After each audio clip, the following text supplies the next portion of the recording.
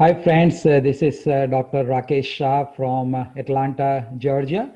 Today I'm going to share the meaning of Navkar Mantra, which is a Mahamantra in Jainism, but it's not actually specific to Jainism because the mantra itself is a generic mantra. It applies to anybody, anything, anywhere, anytime. So once I break it down, you will know it. It is not directed towards any specific Jain god or Tirthankara. There are nine lines in the mantra. First five lines, they basically talk about Naman to Arihanta, Siddha, Acharya, Upadhyaya, and other sadhu. So I'm going to break down the meaning of it, and then last four lines talk about why it is the best mantra of all the mantras available. Now, some of the insight I will be sharing has come from Osho and some of my own understanding because I was born Jain.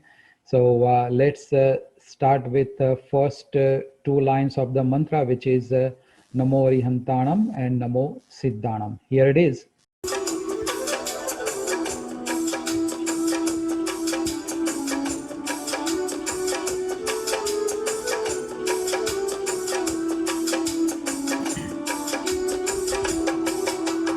Om Namo Arihantanam.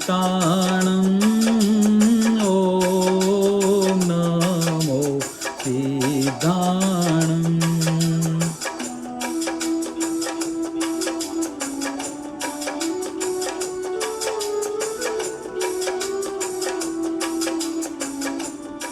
So, Namo Arihantanam, what does it mean? I bow down to the person who has achieved victory over his bad qualities, like greed, anger, jealousy, hatred, a lot of vices that people might have inside them. So the person who has achieved victory over that, I bow down to that person. Then Namo Siddhanam means I bow down to the person who has achieved something. Now the mantra itself does not specify victory over what and achievement of what. You just figure out yourself that what you want to bow down to. So typically that's understanding is the person who has achieved enlightenment. It's a Siddha. The person who got rid of those qualities is called Arihanta. So in the first two lines, that's what we do is bow down to Arihanta and Siddha. Now comes next two lines. So Om Namo Ayariyanam.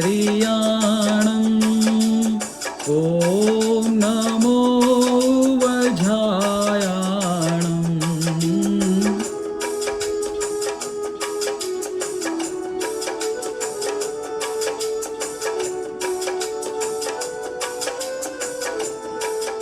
So the third line is Namo Ayariyana means the person who is putting into the action what he got rid of as a arihant and what he achieved as a siddha, because some arihant and some siddha may not act what they got rid of and what they know, but there are people who will be putting into the action, so I bow down to them.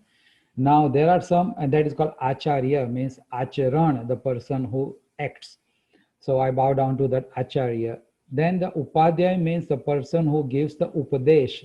So namo uvajjayanam means I bow down to the person who is sharing his knowledge, because Arihanta may not be sharing his knowledge, Siddha may not be sharing the knowledge, even Acharya, he may be acting, but he may not be sharing with other people. So I bow down to Upadhyaya also. So that is a fourth line of the mantra. And let's go to next two lines, which is Namo Loe Sava Sahonam Eso Pancha Namo Karam. Olo e savasahunam eso panch namukaro.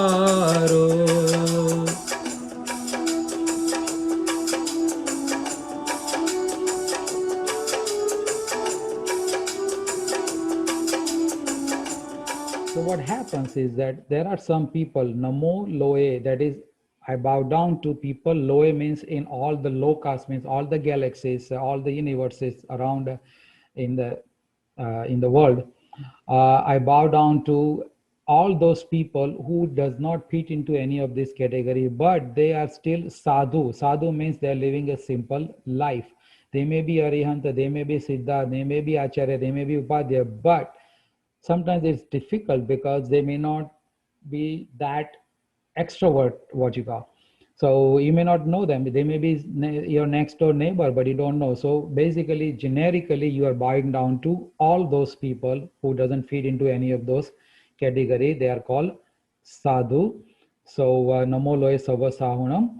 Eso pancha namukaro. So these are the 5 category of the people that I bow down to in the whole universe. So you can see that this is not specific to any religion. This is, it can be Jesus, it can be Rama, it can be Krishna, it can be anybody. It's just a way to make yourself humble so that you become open to their energy. Feel all those Arihanta and Siddha and Acharya and Upadhyaya, they have aura around them. And when you become humble inside and accept them as who they are, you become part of their energy field also, and you become like them. So that is the reason you are reciting this mantra, and you're changing your own aura, because when you do that, the aura around you also changes and people can feel that. So now let's move on to the last 3 lines of the mantra. So what were the first 6 lines? Namo Rihantanam, Namo Siddhanam, Namo Ayaryanam, Namo Vajayanam, Namo Loe Savasavanam, Eso Pancha, Namo Karo. The next 3 lines are Sava Pava Panasano, Manglanancha Savvesin, Padamam Havai. Sava Pava Panasano, Mangalanancha Savvesin.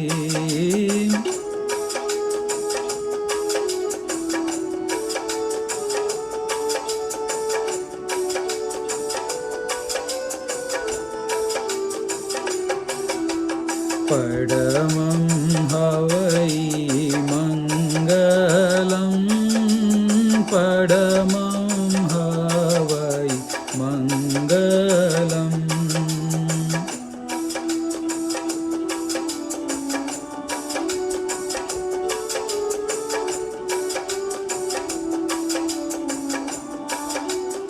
So the 7th line is a Sava Pava Panasano, means that this mantra destroys all the sins. How? Well, it creates an energy field within you and around you so that you don't commit any sins. So it changes you internally. So that's how it destroys all the sins. So it's not like a license to do the sins and then say, oh, if I do the Navkar mantra, my sin will be destroyed. No, it's not like that. It basically changes you. So Savva Pava Panasno, Mangalanancha Savvesin. So all the auspicious mantras which are available in this universe, this Navkar mantra is Padamam Havai Mangalam. The Navkar mantra is the best one. Why? Because it's not directed towards any particular person, and it does not belong to any particular religion either. If you really understand the meaning, it doesn't belong to Jainism. It belongs to anybody and everybody who wants to use it. So that was in nutshell the meaning of Navkar mantra, and in my upcoming videos I'll be talking more about some of the philosophy of Jainism. Thank you, and Jai Jinendra. This is Dr. Rakesh Shah. Om Namo Arihantanam.